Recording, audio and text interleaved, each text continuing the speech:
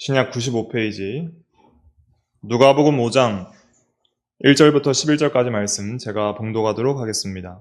1절 무리가 몰려와서 하나님의 말씀을 들을새 예수는 게네사렛 호숫가에 서서 호숫가에 배 두 척이 있는 것을 보시니 어부들은 배에서 나와서 그물을 씻는지라 예수께서 한 배에 오르시니 그 배는 시몬의 배라 육지에서 조금 떼기를 청하시고 앉으사 배에서 무리를 가르치시더니 말씀을 마치시고 시몬에게 이르시되 깊은 데로 가서 그물을 내려 고기를 잡으라. 시몬이 대답하여 이르되 선생님 우리들이 밤이 새도록 수고하였으되 잡은 것이 없지만은 말씀에 의지하여 내가 그물을 내리리이다 하고 그렇게 하니 고기를 잡은 것이 심히 많아 그물이 찢어지는지라. 이에 다른 배에 있는 동무들에게 손짓하여 와서 도와달라 하니 그들이 와서 두 배에 채우매 잠기게 되었더라. 시몬 베드로가 이를 보고 예수의 무릎 아래에 엎드려 이르되 주여 나를 떠나소서 나는 죄인이로소이다 하니 이는 자기 및 자기와 함께 있는 모든 사람이 고기 잡힌 것으로 말미암아 놀라고 세베대의 아들로서 시몬의 동업자인 야고보와 요한도 놀랐음이라. 예수께서 시몬에게 이르시되 무서워하지 말라. 이제후로는 내가 사람을 취하리라 하시니 그들이 배들을 육지에 대고 모든 것을 버려두고 예수를 따르니라. 아멘. 이 시간 말씀의 제목은 말씀에 의지하여 순종하게 하심. 그 5절 말씀 근거로 해서 말씀에 의지하여 순종하게 하심, 순종하게 하시는 은혜에 대해서 이 시간 말씀을 증거하도록 하겠습니다. 1절에 보니까 무리가 몰려와서 하나님의 말씀을 들을새 그랬습니다. 예수님께서 게네사렛 호숫가에서 하나님의 말씀을 증거해 주셨습니다. 이 게네사렛 호수는 다른 성경에서 이제 갈릴리 바다라고도 하고요, 또 디베랴 바다라고도 하는 바다이기도 하고 호수이기도 한데, 그러니까 엄밀히 말하면 호수에 가까워요. 산에서 모인 물이 이렇게 큰 호수를 이루고 있는데 거기서 많은 사람들이 이제 고기도 잡고 했습니다. 그 사해 그 위쪽으로 북쪽으로 요단강을 따라가서 북쪽으로 가면은 이제 갈릴리 지방에 있는 호수입니다. 그 호수에서 하나님의 말씀을 가르쳐 주셨습니다. 당시에 참된 하나님의 말씀을 듣지 못하는 시기였고, 그 아모스 8장 11절 말씀처럼 양식이 없어 주림이 아니요 물이 없어 가람이 아니라 여호와의 말씀을 듣지 못한 기갈이라 한 말씀처럼 참된 하나님의 말씀, 생명의 말씀을 전해주는 사람들이 없었는데, 말라기 이후로 선지자들이 말씀을 증거하는 시대가 끊겼고 400년 이후에 참된 하나님의 말씀을 증거해주는 사람들이 없었는데 세례 요한도 나타나고 또 예수님도 나타나셔서 하나님의 말씀을 참되게 전해주니까 많은 사람들이 힘듦과 배고픔을 참고 그 말씀 하나 들으려고 무리가 몰려온 거예요. 보통 무리가 몰려온 게 아니라 많은 무리가 몰려온 것입니다. 그래서 많은 무리가 에워싸고 밀치고 하면서 몰려오니까 예수님께서 말씀을 전하려고 해도 그 호숫가에 서실 자리도 부족한 거예요. 또 말씀을 전하려고 해도 사람들이 예수님의 얼굴조차 잘 볼 수 없는 거예요. 그래서 예수님께서 어떻게 하면 말씀을 더 잘 전할 수 있을까 보시다가 그 옆에 보니까 배 두 척이 정박을 하고 있어요. 베드로의 배와 요한과 야고보의 배가 밤새도록 고기잡이를 마치고 이제 집에 돌아가려고 그물을 씻고 있는데 그 한 배에 오르셨어요. 베드로의 배였어요. 전에 요한복음 1장에서 보면은 이미 안드레를 통해서 베드로를 만난 적이 있으시고 안면이 있기 때문에 그냥 오르셔서 배를 좀 물가에서 띄워라, 내가 말씀을 전하겠다 하신 거예요. 근데 베드로는 밤새도록 고기를 잡고 한 마리도 잡지 못한 상황이었어요. 그리고 매우 피곤하고 지쳐 있었고 마음도 좋지 않았어요. 실패했기 때문에. 그리고 배고프고 졸려서 아침 먹고 자고 싶은 그런 마음이 있고 또 저녁이 되면 고기잡이를 해야 되기 때문에, 고기잡이는 보통 이 시대에는 저녁에 했거든요. 왜냐하면 그 그물이 오늘날 같이 나일론 그물이 아니에요. 그래서 오늘날은 뭐 흰색 그물도 있고 뭐 녹색 그물도 있고 그물이 가늘기 때문에 이 물속에 들어가면은 고기들이 그물을 잘 못 보고 고기가 잡힐 수 있는데, 당시 이 고대 이 갈릴리 지방의 이 그물들은 이제 그런 그물이 아니라 이제 아마 린넨으로 만든 그 식물로 만든 그물이라서 좀 밧줄 정도 두께가 되는 거예요. 좀 가느다란 밧줄 정도 되는 그물이라서 그 그물을 이제 낮에 이렇게 내려버리면은 갈릴리 바다가 워낙 투명하고 깨끗하다 그래요. 그 당시에는 그랬다 그래요. 그래서 태양이 비치면은 그늘이 크게 지고 이 벽처럼 느껴지기 때문에 물고기들이 그물을 보고 다 피한다는 거예요. 그러니까 낮에는 고기가 안 잡혀요. 그리고 밤에 얕은 곳에 이제 고기들이 먹으러 올 때 이렇게 그물을 내려서 잡는 방식으로 어업을 했다 그래요. 그 당시 그 어업을 조사한 이제 학자들의 견해에 따르면 그런 거예요. 그래서 이제 밤새도록 고기를 잡고 못 잡고 이제 지쳐서 있는데 예수님께서 그 배를 말씀 전하기 조금 띄라 하니까 자기는 지금 빨리 집에 가야 되는데 그거 띄우는 게 쉽지가 않은 거예요. 또 지치고 기분이 안 좋으면 다른 사람 말 들어주기가 어려운 거예요. 하지만은 예수님의 말씀에 권위가 있고 또 베드로가 선한 마음을 가져서 힘들지만 순종하지 않을 수 있고 예수님을 도와주지 않을 수 있지만 예수님께서 말씀 전하시는 그 사역에 그래도 내가 조금이라도 봉사하고 도움을 주는 것이 그것이 옳지 않겠는가. 양심의 인도를 따라서 힘든 가운데서도 그 예수님을 위하여 자기 배를 내어드리고 자기가 그 배에 내어드리면 자기도 같이 타고 이제 예수님과 함께 있어야 되는 거예요. 그 옆에 보좌하고 있어야 되는 거예요. 배를 잘 조종하면서 예수님께서 말씀 잘 전할 수 있도록 배를 잘 붙들고 있어야 되는 거예요. 그 몇 시간이나 예수님께서 설교하셨을까요? 못해도 2-3시간은 하셨겠죠. 그렇게 많은 무리가 왔으니까. 잠깐 하시진 않았을 것 같아요. 그러니까 아침에 이제 조업 끝내고 피곤한 상태에서 예수님 그 밑에서 배 타고 있으면서 가장 가까운 데서 예수님의 말씀을 2-3시간 들은 거예요. 말씀의 은혜를 받았어요. 하나님의 말씀이 베드로의 심령에 역사하고 하나님의 말씀이 베드로의 마음을 붙들었습니다. 그래서 졸리고 힘들어서 말씀을 듣지 않고 잘 수도 있을 텐데 하나님의 성령께서 그 은혜를 주시고 말씀의 마음에 역사가 일어나면 그 피곤한 심령도 힘을 얻고 소망을 얻고 그 힘이 나는 거예요. 그래서 베드로가 은혜를 많이 받았어요. 그래서 참 피곤하지만 주님 위에서 배 띄어들기 잘했다. 참 은혜로운 말씀, 귀한 말씀을 통해서 오늘 실패한 인생을 살았는데 낙심하여서 좌절하는 인생을 살았는데 예수님을 통해서 아직 그리스도인지는 확실히 믿지를 못해요. 그러니까 훌륭한 선생님, 선지자 정도로 알고 있는 거예요.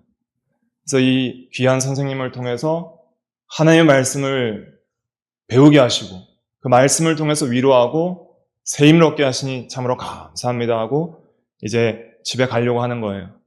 근데 예수님께서 집에 안 보내시는 거예요. 깊은 데 가서 그물을 내려 고기를 잡으라 그러는 거예요. 근데 그 시간에는 낮 시간에는 고기가 잡혀요, 안 잡혀요? 안 잡혀요. 그 당시에 어업하는 그물로는 낮 시간에는 고기가 안 잡히는 거예요. 보통 밤에 얕은 데서 고기가 잡혀요. 깊은 데 그물을 내려도 고기들이 다 깊은 데에 숨어버리고 쉽게 잡히지가 않아요. 그리고 안 그래도 지금 피곤한데 말씀 듣고 더 피곤한 상태잖아요.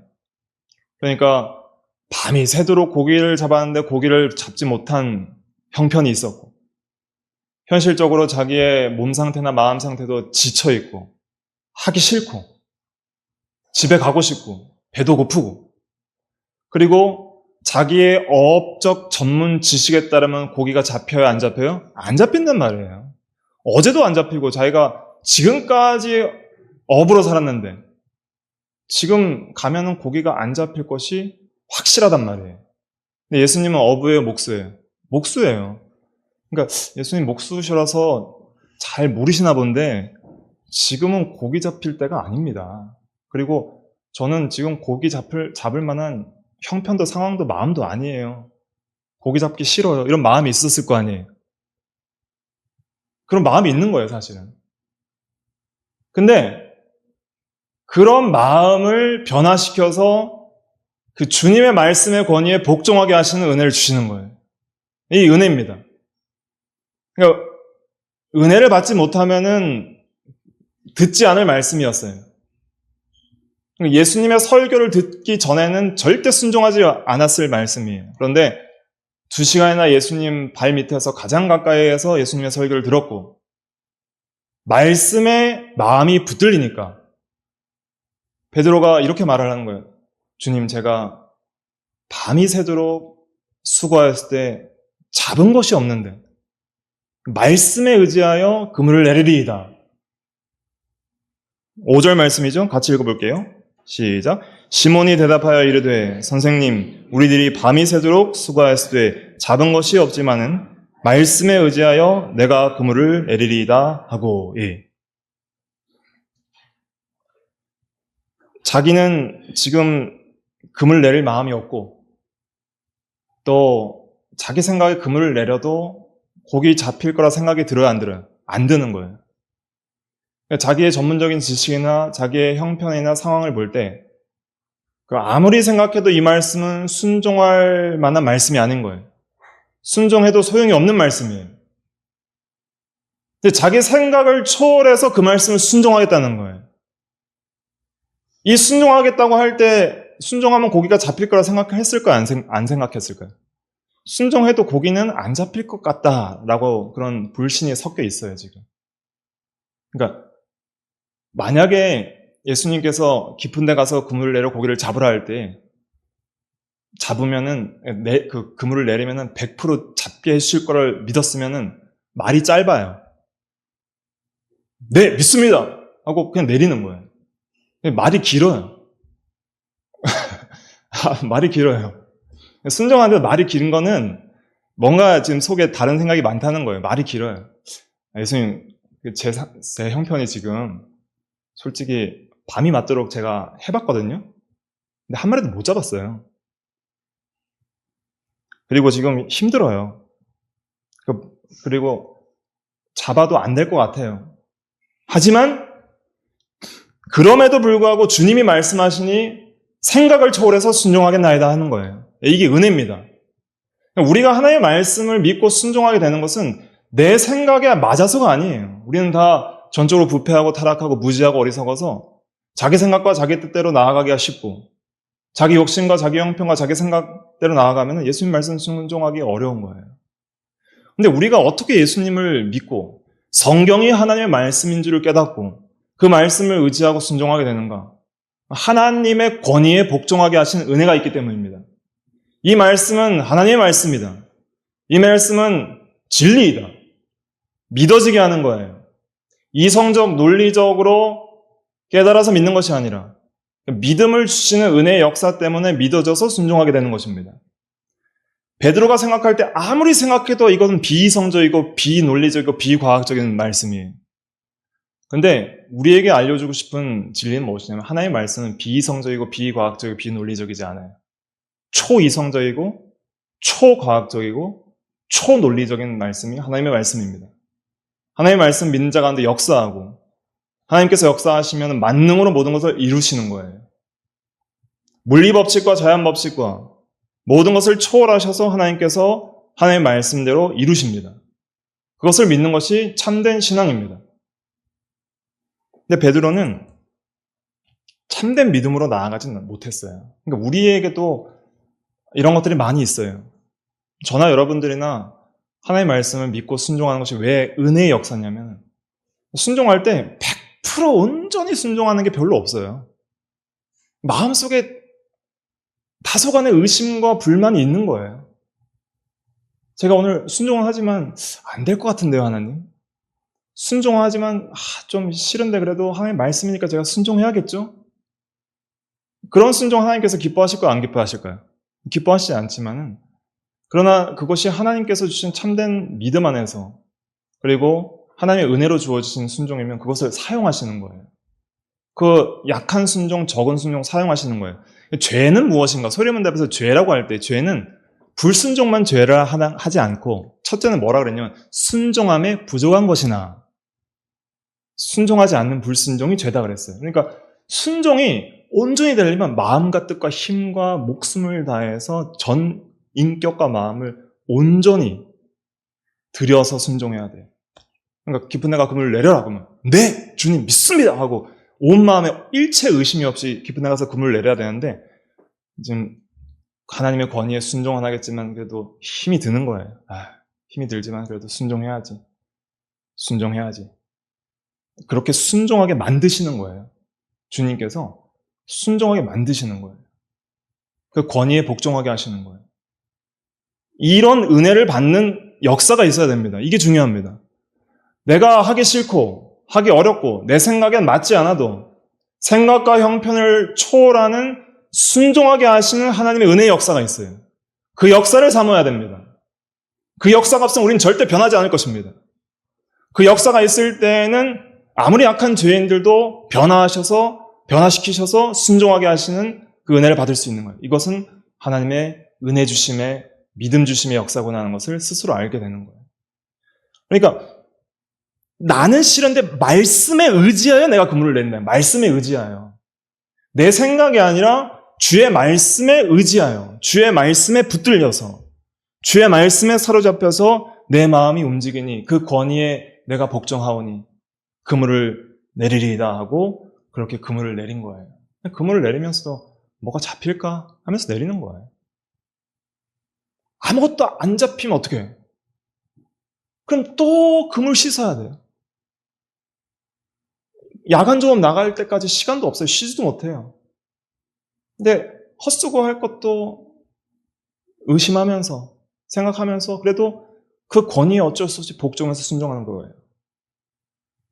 그렇게 믿음을 가지게 하시는 거예요. 그렇게 그물을 내렸더니 어떻게 됐어요? 6절 읽어볼게요. 시작. 그렇게 하니 고기를 잡은 것이 심이 많아 그물이 찢어지는지라. 네. 이렇게 많이 잡아본 적이 없어요. 너무 많이 잡아서 그 린넨으로 만든 그물이 막 찢어지려고 소리가 나는 거예요. 부드득 부드득 소리가 나는 거예요. 그거 혼자서 다 건지면은 일확천금을 얻는 거예요. 그러니까 엄청나게 많은 돈을 벌었을 것 같아요. 근데 그물 찢어지는 거 보고 욕심을 내지 않고 선한 마음을 가지고 동료들과 나누기 위해서 손짓해서 동료들 좀 도와달라고 했어요. 아마도 다른 배를 부른 것 같은데 그 야고보와 요한의 배를 부른 것 같아요. 도와달라고 해서 같이 그렇게 채우니까 배에 가득, 2배에 가득 차서 잠길 정도가 됐다 그랬어요. 자기 배에 가득 채웠으면 어떻게 됐어요? 침몰한 거예요. 그러니까 이렇게 하나님께서 은혜의 역사를 베풀어 주실 때 그 돈의 욕심을 가지고 나아가면은 안 되고 망할 수 있지만은 그러나 이 욕심을 버리고 협력해서 함께 은혜를 나눌 때 하나님께서 은혜를 나눠도 각자의 배에 가득 채우게 하시는 것입니다. 이 고기 잡는 것은 하나님의 은혜의 역사예요. 선물이에요, 선물. 하나님께서 선물을 주시는 거예요. 그러니까 물질적으로도 이 선물을 주실 수 있지만은 영적인 하나님의 은혜를 가리키는 거예요. 구원의 은혜, 또 새 생명의 은혜, 거룩하게 하시는 은혜, 하나님으로 마음이 충만하고 소망을 얻고 새 힘을 얻고 하나님으로 가득 채워지는 그리스도로 충만하고 그리스도가 함께 하시고 하나님이 함께 하시는 은혜가 충만한 그 세계를 맛보게 되는 것입니다. 그 은혜를 나누는 것이 중요해요. 함께 나누어서 함께 하나님의 은혜에 충만할 수 있도록 선한 마음을 가지고 더불어 정신, 함께 나누는 정신을 가지는 것이 중요합니다. 고기를 잡은 것이 심이 많아 그물이 찢어진다 그랬어요. 이거 누가 잡게 해주신 거예요? 예수님이 잡게 해주신 거예요. 지금 예수님이 베드로 옆에서 고기잡이를 같이 하고 있는 거예요. 말씀 전하셨던 그 배에서 계속 예수님께서 계신 거예요. 서 계신 거예요. 그물 보고 다 도망가야 될 고기들이 창조주이신 하나님의 능력으로 고기들아 모여라 이렇게 명령하시니까 고기들이 그물 속으로 다 들어오는 거예요. 그러니까 하나님이심이 드러나는 거예요. 그러니까 이 시몬 베드로가 고기를 잡으면서 뭘 깨달았냐면 예수는 주이시다. 예수는 주이시오 그리스도시고, 이 주라는 표현은 하나님이라는 뜻입니다. 예수님이 하나님이심을 깨달은 거예요. 창조의 능력을 가지시고 모든 피조물을 그의 말씀의 능력으로 주관하시는 하나님이시다. 보통 일반 사람이 아니다라는 것을 깨달은 거예요. 이러한 깨달음이 우리에게 있어야 됩니다. 주님의 말씀을 우리가 처음에는 의심과 불만을 가지고 다소간에 순종하지만 그러한 순종을 하나님께서 사용하셔서 확신과 신뢰를 갖게 하시는 거예요. 그리고 그 순종하는 대상이 누군지를 명확하게 알게 하시는 거예요. 우리가 순종하는 하나님은 전능하신 창조주 하나님이시고, 우리가 믿는 그리스도는 주이시고 제2위 성자 하나님이시고, 만물이 그로 말미암아 창조되었을 때 창조된 것이 그로 말미암지 않고는 된 것이 없는 그 하나님인 것을 믿게 하시는 그 믿음을 주십니다. 그 믿음을 가지고 나니까 베드로가 자기가 죄인임을 깨닫게 되는 거예요. 하나님 앞에 선 죄인, 불신앙과 원망과 불평과 그러한 마음을 가지고 나아갔지만 여전히 역사하시는 그 하나님 앞에서 자기가 얼마나 추악한 죄인임이 드러나는 거예요. 8절 한번 읽어볼게요. 시작. 시몬 베드로가 이를 보고 예수의 무릎 아래에 엎드려 이르되 주여 나를 떠나소서 나는 죄인이로소이다 하니. 예. 시몬 베드로가 예수님을 사람으로 알았다라면 주여 나를 떠나소서 나는 죄인이로소이다라는 말 안 해요. 그냥 일반 선지자고 사람으로 예수님을 알았다라면 주여 감사합니다. 돈 엄청 벌었어요. 야, 이걸로 이제 1년 먹고 살겠네요. 너무 감사합니다라고 감사 인사하고 떠났겠죠.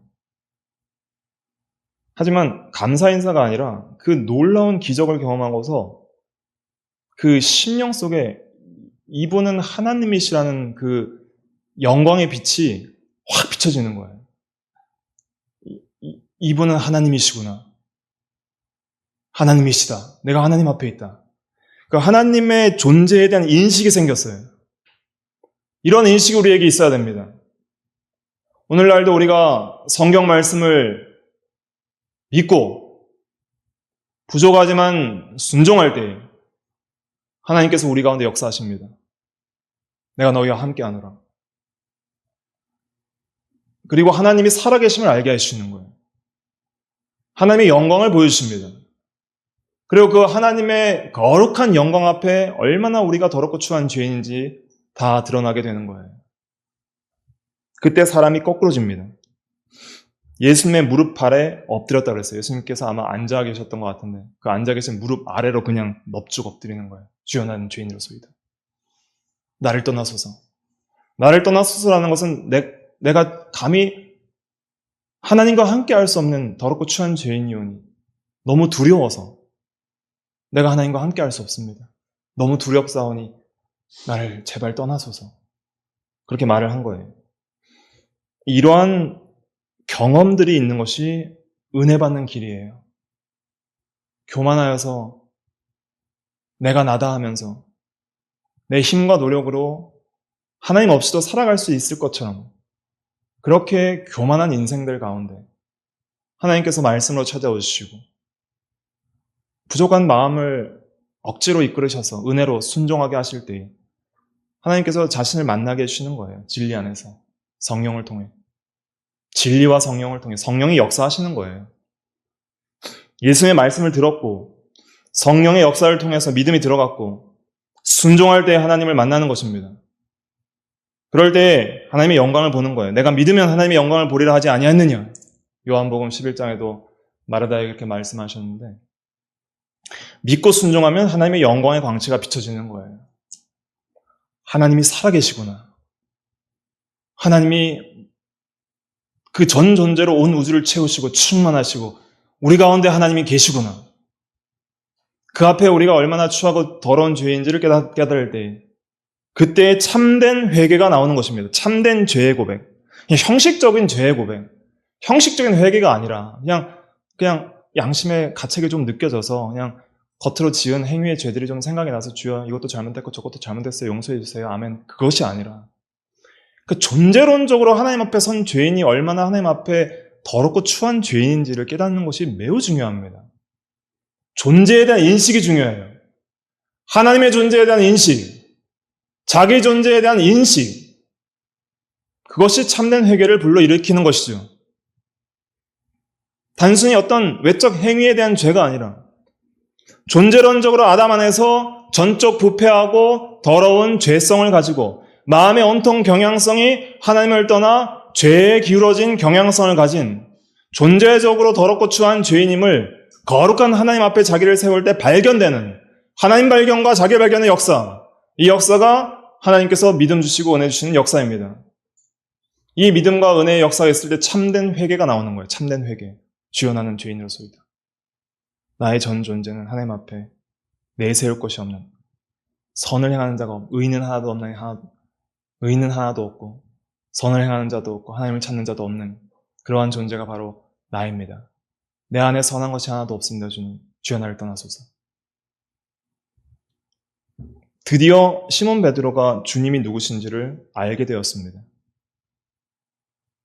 그렇게 주님을 두려워했을 때 주님께서 뭐라고 하셨는가? 10절 읽어볼게요. 시작. 세베대의 아들로서 시몬의 동업자인 야고보와 요한도 놀랐음이라. 예수께서 시몬에게 이르시되 무서워하지 말라. 이제부로는 내가 사람을 취하리라 하시니라. 무서워하지 말라 하시는 거예요. 무서워하지 말라. 네가 하나님 앞에 있다고 무서워하지 말라. 예수 그리스도 안에 있으면 하나님과 화평하다. 그리스도를 믿음으로 죄사함 받고 의롭다 하심 받고 하나님의 자녀가 되는 권세를 얻고 그리스도 안에 있는 자에게는 결코 정죄함이 없나니 무서워하지 말라 하시는 거예요. 그리스도 안에 있는 것이 얼마나 복된 것인지를 깨닫게 되는 거예요. 그리스도 안에서 주시는 죄사함의 은혜, 하나님과 화평하고 화친하고 평강하는 은혜, 그 하나님과 함께하는 놀라운 기쁨의 세계에 들어가는 거예요. 그러니까 이제 시몬 베드로에게 있어서 가장 귀하고 소중한 분이 누구예요? 예수님인 거예요. 예수님. 예수 그리스도 안시 가장 고상을 민하여 모든 것을 배설물같이 여겨서 버렸던 사도 바울처럼 그런 마음을 시몬 베드로가 가지게 된 거예요. 그래서 예수님께서 넌 나를 따라오너라. 이제후로는 내가 사람을 취하리라. 내가 너희를 사람을 낚는 어부가 되게 하리라.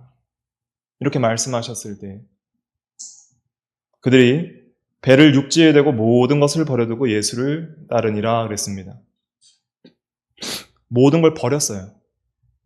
그 고기 잡은 거 팔았으면 1년 연봉은 이상은 좋게 나왔을 것 같은데 그 많은 돈, 자기가 평생 일했던 직업, 배, 그걸 다 버리고 주님의 제자가 되기 위하여서 따랐습니다. 가치를 안 것이죠. 가치를. 어떤 삶이 가장 귀한 것인지를 안 거예요. 주님의 사명과 소명을 받고 그 사명과 소명을 감당하기 위해서 죽기까지 충성하는 것이 가장 귀한 것임을 알게 되었습니다. 주님께서 우리를 위하여 죽어주시고 주님께서 우리를 위하여 구속하여 주셨으니 나도 주를 위하여 살고 죽나이다 하는 그러한 신앙으로 모든 것을 버리고 주님을 따르는 거예요. 버렸다고 해서 우리가 여러분들께서 일상생활에서 필요한 모든 재산과 직업을 버리는 뜻이 아닙니다.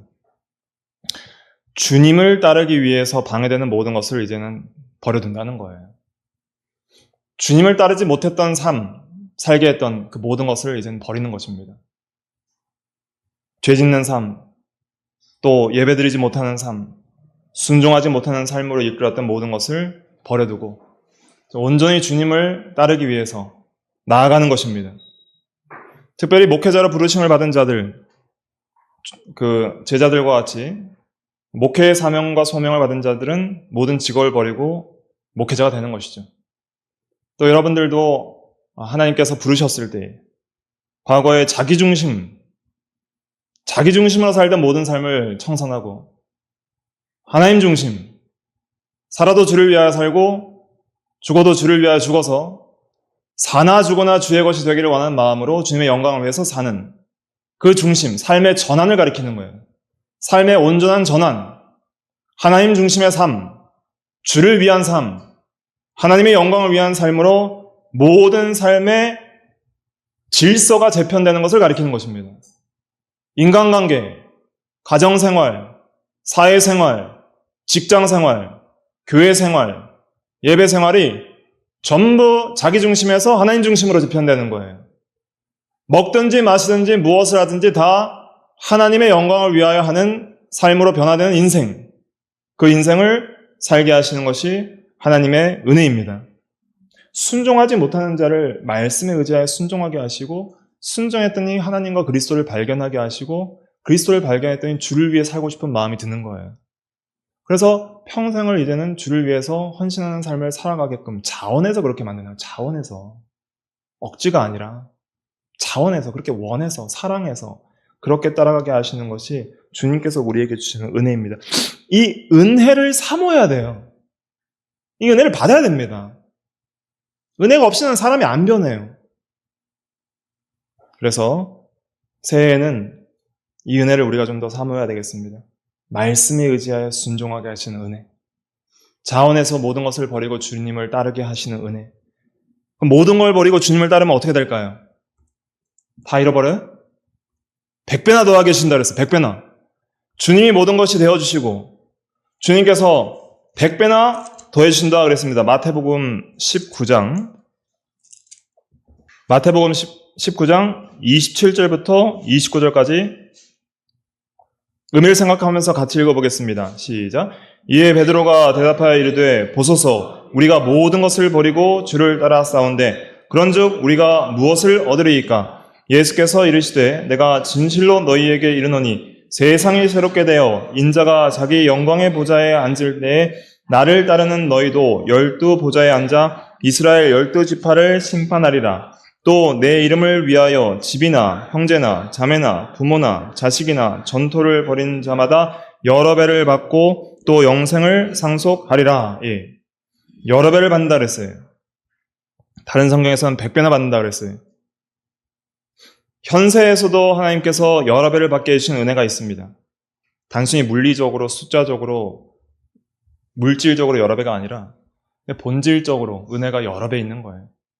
가정도 100배나 나은 가정, 직장생활도 100배나 나은 직장생활, 하나님의 은혜를 받는 생활로 낫게 해주십니다. 하지만 더 중요한 것은 세상이 새롭게 되어 인자가 자기 영광의 보좌에 앉을 때 영원한 하나님 나라에서 하나님께서 상속받을 놀라운 지위와 은혜들을 예배해 주시는 거예요. 영원한 기업이 우리에게 약속되어 있습니다. 현세에서도 여러 배를 받고 영생을 상속하며 영원한 하나님 나라에서 다스릴 권세와 영광과 기업이 우리에게 있는 것이죠. 이런 놀라운 은혜를 받는 거예요. 그러니까 모든 것을 버리고 주를 따르면 주님께서 우리의 모든 것이 되어주시고 우리에게 필요한 모든 것을 충만케 해주시는 역사가 있는 것입니다. 그 은혜를 받는 게 중요해요. 그 은혜를 받아야 사람이 변합니다. 그래서 아무쪼록 새해에는 이런 은혜를 좀 사모하시고 어려워도 순종해야 돼요. 자기 생각이 안 맞아도 하나님의 말씀의 권위에 우리의 마음이 사로잡히게 하여 주시옵소서. 말씀에 의지하여 깊은 데 그물을 내렸던 베드로처럼 우리의 삶 가운데 말씀에 의지하여 순종한 역사가 있게 하여 주시옵소서. 그러려면 말씀 듣는 자리에 가야 되는 거예요. 선한 마음을 가지고 은혜의 외적 수단에 참여해야 됩니다.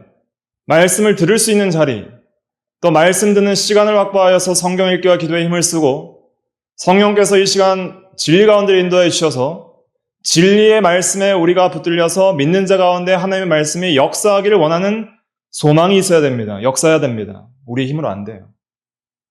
한번 하나님 없이 힘으로 해보세요. 안 돼요. 아무것도 안 돼요. 실패자의 인생을 살 수밖에 없을 것입니다. 그러나 하나님의 은혜를 의지하고 그의 말씀의 능력을 경험하고 그리고 순종할 때에 하나님께서 모든 것을 그의 전능으로 이루시는 역사를 보게 될 것입니다. 이러한 은혜가 우리에게 충만하기를 간절히 바랍니다. 같이 함께 통성으로 합심해서 기도하겠습니다. 들은 말씀을 생각하면서 이 시간도 우리를 말씀의 인도를 받아서 말씀에 의지하여 순종하는 역사가 있는 저희들 다 되게 해달라고 각자의 믿음을 위해서 잠깐 기도하겠습니다.